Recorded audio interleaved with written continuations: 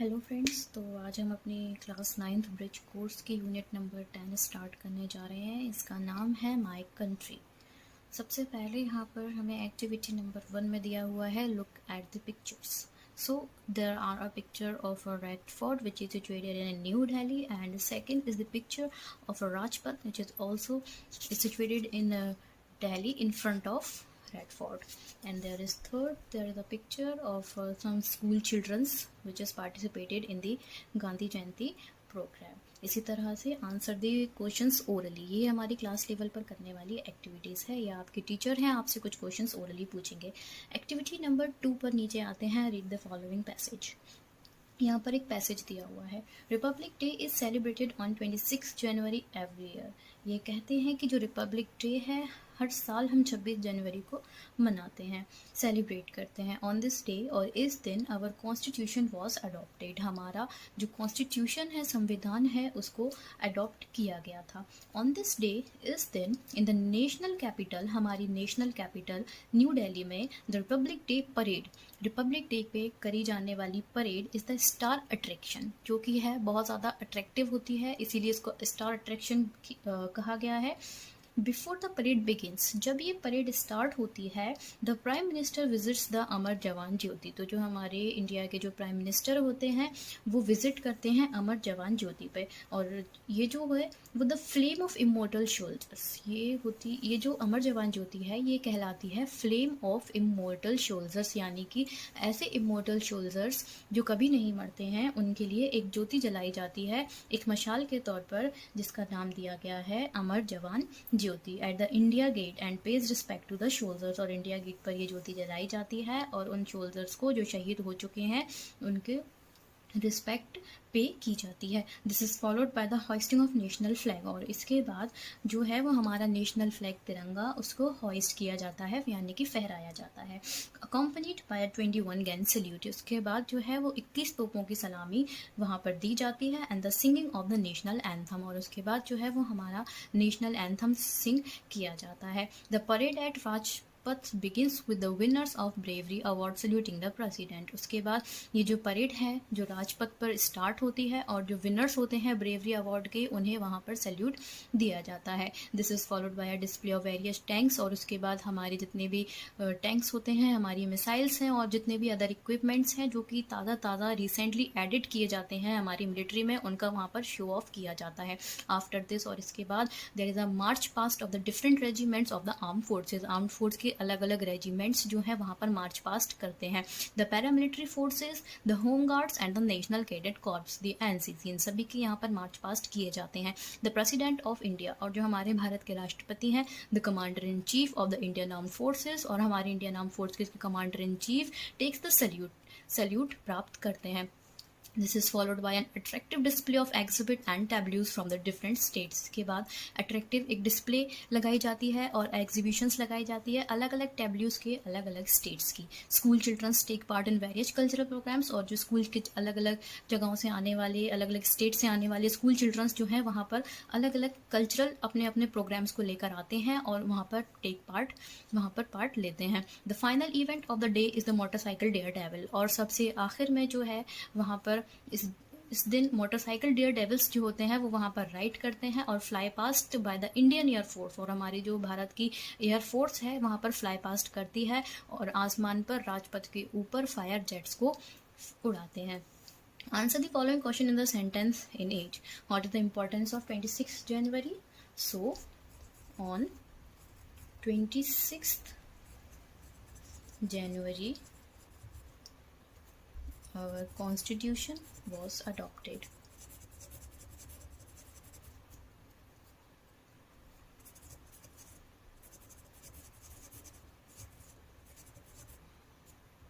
Second है, what is Amar Jawan Jyoti? So it refers to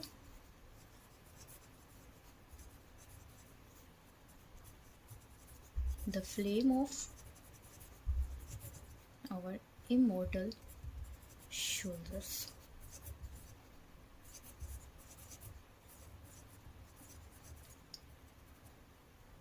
Third है, what is the star attraction of the Republic Day? So the parade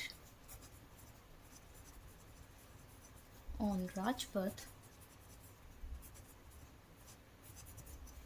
in New Delhi is the star attraction of the day.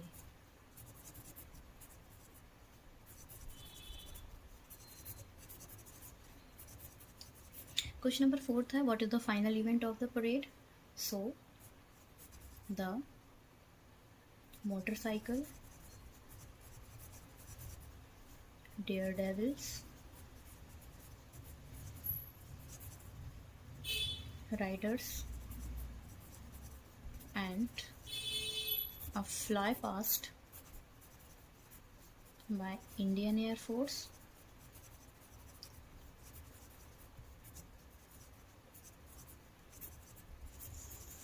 fighter jets over the Rajpath was the final event of the day. Activity number 3 में हमें यहाँ पर एक passage दिया गया है, इसको हम पढ़ते हैं. वंस, एक दिन, Mahatma Gandhi father bought him the book Shravan Pitru Bhakti नाटका. महात्मा गांधी के जो फादर हैं वो उनके लिए एक बुक लेकर आए जिस बुक का नाम था श्रवण Pitru Bhakti Natak. He read it with a great interest. वह उसको बहुत ज़्यादा इंटरेस्ट के साथ पढ़ते थे. He was very pleased when he saw the picture of Shravan carrying his blind parents to the holy places. वो बहुत ज़्यादा प्लीज्ड होते थे, उन्हें बहुत अच्छा लगता था जब वह उस पिक्चर को देखते थे कि जो श्रवण है अपने ब्लाइंड पेरेंट्स को लेकर किस तरह से हॉली प्लेसेस पर जाया करते थे. The picture had a great effect on him. और ये जो पिक्चर थी उनकी लाइफ पर बहुत ज़्यादा इफेक्ट और प्रभाव डालती थी. Here is an example for you to copy. ये जो एग्जाम्पल है श्रवण का अपने ब्लाइंड पेरेंट्स को लेकर हॉली प्लेसेस पर विजिट करना, ये एक कॉपी करने का एग्जाम्पल है. He said to himself, वह खुद से कहा करते थे, he could never forget श्रवण's love for his parents, कि वह कभी भी श्रवण के लव को उनके पेरेंट्स के लिए नहीं भूलना चाहिए. One day, एक दिन, Mahatma Gandhi got his father's permission to see the play Harishchandra. और एक दिन की बात है जब महात्मा गांधी जो है वो अपने पिता की परमिशन लेकर एक प्ले होता है, एक नाटक होता है जिसको देखने जाते हैं जिसका नाम होता है Harishchandra. He liked the play so much, उन्हें ये प्ले जो है वो बहुत पसंद आता है. He watched it many times, ये उनको काफ़ी बार देखते हैं. He acted the role of Harishchandra again and again. और वे अकेले में होते हैं जब, तो हरिश्चंद्र का जो रोल होता है उसको बार बार प्ले करते हैं. Day and night he asked himself, और दिन और रात वह खुद से कहते हैं, why should not all be truthful like Harishchandra, क्या सभी जो है वो हरिश्चंद्र की तरह सत्यवादी नहीं हो सकते. The play made him cry, और ये जो प्ले है वो उनको रुला देता है. It inspired him to follow the path of Satya, जो कि उनको इंस्पायर करता है कि इंसान को हमेशा सत्य के पाथ पर चलना चाहिए. इवन इन डिफ़िकल्ट टाइम्स, चाहे कितनी भी डिफ़िकल्ट टाइम हो, कितना भी समय ख़राब हो, कितनी भी मुश्किलें हो. इसी तरह से answer the following questions. What was the name of the book that Mahatma Gandhi's father bought? So Shravan Pitru Bhakti नाटक was the name of the book. So श्रवण पितृ भक्ति नाटक was the name of the book. Second, have a picture in the book had a great effect on Mahatma Gandhi. The picture of Shravan, the picture of Shravan carrying his blind parents on his shoulders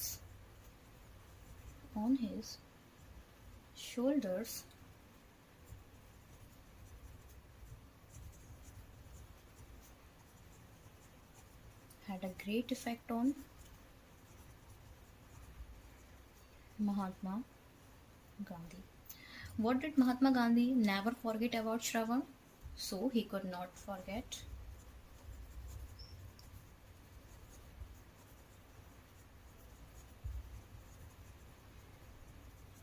Shravan's love for his parents. Question number 4 है, which play did Mahatma Gandhi see many times? The play name was Harishchandra.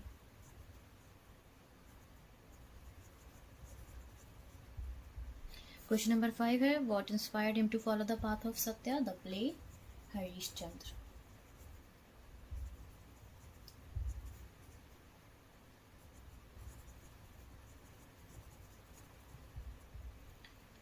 Activity number 4 में दिया है, हमें एक possessive form of the words given below an example have been done for you. यहाँ पर हमें possessive form बनाना है और अपोस्ट्रोफी एस का यूज़ करना है. इसी तरह से जो फादर्स दिया है इसी तरह से हम सिस्टर का सिस्टर्स कर लेंगे, ब्रदर का ब्रदर्स कर लेंगे, आर के बाद अपॉस्ट्रोफी एस लगा देंगे, ग्रांड पेरेंट का ग्रांड पेरेंट्स कर लेंगे, और इसी तरह से चिल्ड्रन का चिल्ड्रंस कर लेंगे। Now complete the sentence with the newly formed word. अब ये जो सेंटेंस दिए गए हैं, अभी मैंने जो न्यूली फॉर्म्ड वर्ड बनाए ऊपर, हमें इनका यूज कर कर ये फिल इन द ब्लैंक्स भरने हैं। So the Mahatma Gandhi got his father's permission. Second है my house is in village, so my grand parents house in village. Third है this is my book, she read it every day, so sisters. Fourth है we have a dash science park, children's. And last है this is my brother's shirt, he bought it for Diwali. Activity number 5 में दिया गया है read the following poem. I bow to the mother, मैं किसके सामने सिर झुकाता हूँ? मैं भारत माता के सामने। यहाँ पर ये जो मदर है ये भारत माता जो है हमारी मदर इंडिया भी बोल सकते हैं, उनको रेफर की गई है मदर से। तो आई गो टू दी मदर, मैं सर झुकाता हूँ अपनी भारत माता के सामने। रिचली वाटर रिचली फ्रूटेड, जिसके अंदर बहुत मात्रा में पानी है और बहुत मात्रा में यहाँ पर खाना है, फ्रूट्स हैं। Cool with the winds of south, जो कि विंड साउथ से आने वाली ठंडी ठंडी हवाओं से कूल यानी कि ठंडा रहता है। Dark with the crops of the harvest, और हमेशा हार्वेस्ट यानी कि हमारी जो फसल होती है, हमारी जो क्रॉप्स हैं, उनकी फसलों से हमेशा हरा भरा और डार्क रहता है। द मदर, हमारी भारत माता, ये वंदे मातरम से ली गई है और इसको ट्रांसलेट किया है अरविंद घोष ने। इसी तरह से fill in the blanks. I go to you mother. The mother here refers to India. Third है cool with the winds of south, south से आने वाली हवाएं। Dark with the crops of harvest. इसी तरह से write the English name of the following fruits commonly found in India. So आम, mango, apple, watermelon, grapes and pomegranate. Activity number seventh में दिया गया है complete the following sentences about India by using the most appropriate words from the boxes. यहाँ पर boxes में कुछ words दिए गए हैं, longest, tallest, largest, oldest and wettest. हमें इन्हीं वर्ड्स का यूज कर कर ये फिल इन द ब्लैंक्स को कंप्लीट करना है। तो पहला है Madhya Pradesh is the second dash state in India, so Madhya Pradesh is the second largest state in India. Second है K2 Godwin Austen is the dash mountain in the world. So K2 Godwin Austen is the tallest mountain in India. Third है Marina with around 13 kilometers is the dash beach in India. So Marina is the longest beach in India. It is a 13 kilometers long. Mawsynram is the state of Meghalaya is the dash place in the world. So Mawsynram जो है वो हमारी मेघालय के अंदर है और ये जो है हमारी वेटेस्ट प्लेस है इंडिया की, because there is most rain all the time. And last है हमारा Varanasi is the state of Uttar Pradesh. Varanasi हमारी स्टेट उत्तर प्रदेश की एक जगह है, is one of the oldest cities in the world, जो कि वर्ल्ड में सबसे पुरानी सिटीज में से आती है। इसी तरह से हमारी यूनिट नंबर 10 कंप्लीट होती है। हमारी यूनिट नंबर 11 है unity in diversity. Activity number 1 में दिया गया है look at the map and answer the following questions. ये मैप दिया गया है जहाँ पर आपको देखना है, यहाँ पर बताया गया है कि इंडिया में कितनी तरह की भाषाएं जो है बोली जाती हैं और कौन कौन से पार्ट में कौन कौन सी भाषा बोली जाती है। सबसे टॉप मोस्ट पर हमारी कश्मीर, और कश्मीर के अंदर कश्मीरी बोली जाती है। इसी तरह से हमारा ये जो सेंटर का पार्ट है वो है हमारा दिल्ली और हमारा मध्य प्रदेश और हमारा उत्तर प्रदेश का एरिया, जिसके अंदर हिंदी बोली जाती है। इसी तरह से आप अदर प्लेसेस के भी देख सकते हैं। आंसर द क्वेश्चंस ओरली, और यहाँ पर कुछ आंसर क्वेश्चंस ओरली करना है। What does this map show? This map shows the major languages spoken in different parts of India. Name the some languages spoken in India with the help of the map. So there are Hindi, Punjabi, Bengali, Kannada, Assamese and Gujarati. And third है according to the map which languages spoken in the largest area. So according to the map, the Hindi is the most highest number of languages which is spoken in India. So and last what language we will speak at home? So we will speak Hindi.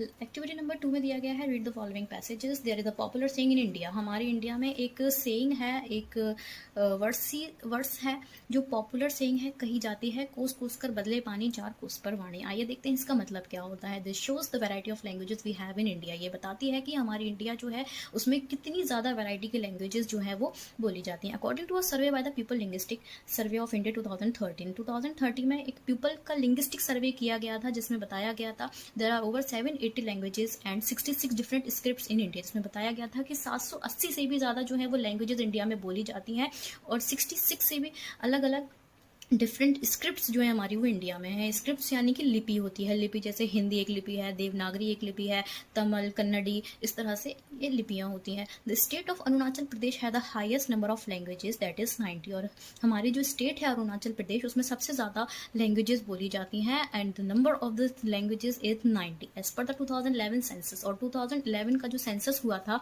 India में, there are about 122 languages which are spoken by more than 10,000 people. 122 से भी ज़्यादा languages ऐसी थी जो कि 10,000 से भी ज़्यादा लोगों के द्वारा बोली जाती थी। ऑफ दैम जिनमें से 22 आर द शेड्यूल लैंग्वेजेस। हमारी 22 जो है वो शेड्यूल लैंग्वेजेस मानी जाती हैं निचली कास्ट की, निचली ट्राइब्स की। English and Hindi are the official languages of the main government. Union government, हमारी जो यूनियन गवर्नमेंट है उसकी जो ऑफिशियल लैंग्वेज है वो हिंदी और इंग्लिश है। They are also link languages. और हिंदी और इंग्लिश जो है वो हमारी लिंक लैंग्वेजेस भी मानी जाती हैं दैट हेल्प, जो कि हमारी मदद करती हैं us communicate with the people from the different parts of the country. जो कि हमारे अलग अलग कंट्री में जितनी भी तरह की लैंग्वेजेस बोली जाती हैं उनमें कम्युनिकेट करने में जो हिंदी और इंग्लिश है हमारी वो हमें हेल्प करती है, इसीलिए इसको लिंक लैंग्वेज बोला गया है। Answer the following questions. What is the popular saying about languages in India? What does it mean? So the saying is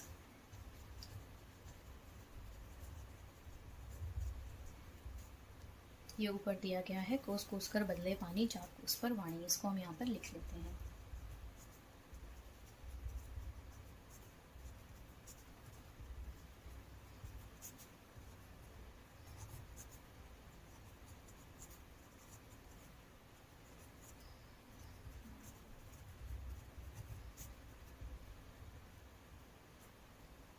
How many languages are there in India according to the Pupil Linguistic Survey? So, by the Pupil Linguistic Survey, there are over 780 languages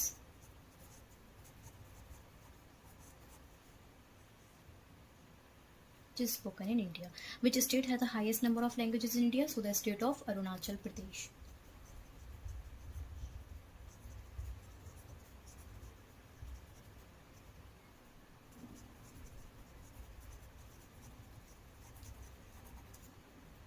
fourth है how many schedule languages are there in India. India में कितनी schedule languages हैं? So there are 22 schedules languages in India. Last है what are the official language of the union government? So English and Hindi are the official languages of union government. इसी तरह से activity number 3 में दिया गया है fill in the blanks with is और are. तो इज जो है वो हम सिंगुलर के साथ लगाएंगे और आर जो है वो हम अपने प्लूरल के साथ लगाएंगे। जब भी एक से ज़्यादा चीज़ों की बात हो रही है तो हम आर लगाएंगे। सो देयर आर इसी तरह से English and Hindi are the official languages of the union government. Second है इंग्लिश, सो एक चीज़ है सो इज, तो English is the link language in India. Hindi is the official language of Madhya Pradesh and 66 different scripts are used in India. इसी तरह से activity number 4 में हमारा दिया गया है read the following story. Once a lion went to a river to drink water. एक बार एक जो शेर है वो पानी पीने जाता है रिवर के किनारे पर। After same time और उसी समय a big elephant also came there. एक बहुत बड़ा हाथी जो है वो भी वहाँ पर आ जाता है। I will drink water first, growled the lion. Lion दहाड़ते हुए बोलता है I will drink the water first. यहाँ से पहले पानी मैं पीऊंगा। The elephant replied, और जो एलिफेंट है वो रिप्लाई करता है No, I was here first. मैं यहाँ पर पहले आया, so I will drink water first. So सबसे पहले पानी मैं पीऊंगा। The lion shouted. lion जो है वो चिल्लाता है I have sharp teeth. मेरे जो दांत है वो बहुत ज़्यादा पैने हैं, बी केयरफुल, संभल कर रहो। द एलिफेंट ऑल्सो शाउटेड, तो एलिफेंट जो है वो शाउट करता है, I am stronger than you, मैं तुमसे ज़्यादा ताकतवर हूँ। Just then they heard some noise, और अचानक से उन्हें कोई आवाज़ आती है। Some hyenas were coming closer, कुछ हाइनास जो है वो उनके पास आ रहे थे। But the lion and the elephant became scared, the lion said, तो जो लॉइन थे और एलिफेंट थे वो डर गए ये देखकर कि कुछ हाइनास जो हैं वो आ रहे हैं। तो द लॉइन सेड, जो लॉइन है वो कहता है, the hyenas come when an animal dies, जो हाइना है वो तब आते हैं जब कोई एनिमल मर जाता है। If we fight and I kill you, अगर हम लड़ते हैं और मैं तुम्हें मार देता हूँ, और यू किल मी, या तुम मुझे मार देते हो, the hyenas will be happy, तो जो हाइनास है वो बहुत ज़्यादा खुश हो जाएंगे। द एलिफेंट एग्री, तो एलिफेंट जो है वो मान जाता है, यू आर राइट, तुम सही कह रहे हो, लेट्स नॉट फाइट, हमें नहीं लड़ना चाहिए। Both the lion and the elephant drink water at the same time and went away, और जो लॉइन और एलिफेंट होते हैं वो एक ही समय पर पानी पीते हैं और वहाँ से चले जाते हैं। Answer the following question in one word each, एक शब्द में हमें वाक्य में उत्तर देना है। Where did the lion go to drink water, तो the lion go to the river to drink water. Who else was there to drink water, so the elephant was also there to drink water. Who had sharp teeth, so the lion has sharp teeth. Who was stronger, elephant was stronger. Who scared both the lion and the elephant, so some hyenas were scared for both lions and elephants. And इसी तरह से last question है, what made the lion and the elephant decided not to fight with each other, and so इस तरह से हम इसका answer लिख सकते हैं। They understood that if they fought with each other they would die, वे मर जाएंगे, and hyenas would be happy, so they decided not to fight with each other. Last activity number 5 में दिया गया है, read the following pair of the sentences and notice the difference. हमें यहाँ पर कुछ डिफरेंस नोट करना है। तो ये आप डायरेक्ट और इनडायरेक्ट स्पीच है। तो the lion told the elephant, जो लॉइन है वो एलिफेंट से कहता है आई हैव शार्प टीथ, मेरे शार्प टीथ हैं। एंड सेकंड है इनडायरेक्ट स्पीच में, the lion told the elephant, lion elephant से कहता है that it had sharp teeth, के उसके जो है वो शार्प टीथ हैं। इस तरह से आप इनको पढ़कर अंडरस्टैंड कर सकते हैं। एक्टिविटी नंबर 6 में दिया है, make comparative form by adding more. हम इसमें मोर ऐड करके इनका कंपैरेटिव फॉर्म बनाएंगे, किसी को कंपेयर करते हैं। So useful, more useful, famous, more famous, intelligent, more intelligent। हमने इन्हें कंपेयर किया और इनके कंपैरेटिव फॉर्म बनाए। इस तरह से नेक्स्ट एक्टिविटी हमारी, now complete the sentence with the newly formed word. अब हमें पीछे वाले सेंटेंस को यूज कर कर इन सेंटेंस को कंप्लीट करना है। So health is more important than wealth. Second है, William Shakespeare is dash that John Milton so is more famous. William Shakespeare जो है वो ज़्यादा फेमस है किन की तुलना में, जॉन मिल्टन की तुलना में। थर्ड है, a chimpanzee is dash than a 2-year-old child so more intelligent. जो चिंपैंजी है वो 2 साल के बच्चे से भी ज़्यादा इंटेलिजेंट माना जाता है। फोर्थ है, a map is than a dictionary while tracking so a map is more useful than a dictionary while tracking. Tracking करते टाइम जो हमारा जो मैप है वो ज़्यादा यूजफुल होता है according to the dictionary. Activity number 7 पे दिया है, read the following story. Once a old farmer lived in a village, एक बार एक ओल्ड बूढ़ा फार्मर था, किसान था जो कि गांव में रहता था। ही हैड 4 सन्स, उसके 4 बेटे थे। They were always quarrelling with each other, जो कि आपस में लड़ते रहते थे। वन डे, एक दिन, the old farmer fell sick, जो बूढ़ा किसान था वो बीमार हो जाता है। He decided that he should bring unity among his sons, तो वह चाहता है कि और डिसाइड करता है कि मैं अपने चारों बेटों के बीच में जो है वो यूनिटी बनाकर ही रहूंगा। ही कॉल्ड हिज सन्स, वह अपने चारों बेटों से कहते हैं, and asked them to bring a few sticks, और उन सभी से कुछ स्टिक्स लाने के लिए कहते हैं। दे बॉट द स्टिक्स, वह स्टिक को लेकर आते हैं। The farmer gave 1 stick to each, वह जो फार्मर है उन सभी बेटों को एक एक स्टिक पकड़ा देता है। And asks to break it, और उनको उसे तोड़ने के लिए कहता है। Each of them was able to do it, और वो सभी जो है वो स्टिक को तोड़ने में कामयाब हो जाते हैं आसानी से। Then the farmer asked one of his sons, तो फार्मर जो है वो अपने एक बेटे से कहता है देम अ बंडल, एंड उनको एक बंडल देता है और उसको बोलता है he then asked them to try and break it, और कहता है अब इसको तोड़कर दिखाओ। Each of the sons try to break the bundle but they failed, अब जो है जो सभी सन्स जो हैं वो उन बंडल को तोड़ने के में नाकाम हो जाते हैं। तो यहाँ पर एक हमें write the sentence each under the pictures and tell their story, उनकी स्टोरी को हमें बताना है।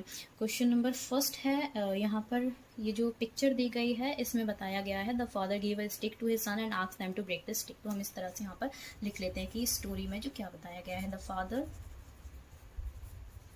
गेव a stick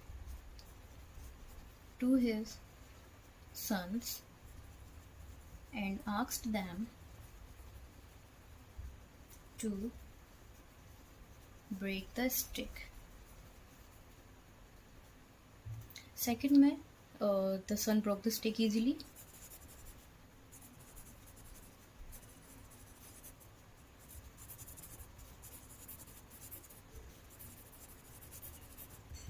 और ये जो हमारा थर्ड वाली पिक्चर है इसमें ये बोलते हैं he had become the father से इसको बनाएंगे the father gave a bundle of sticks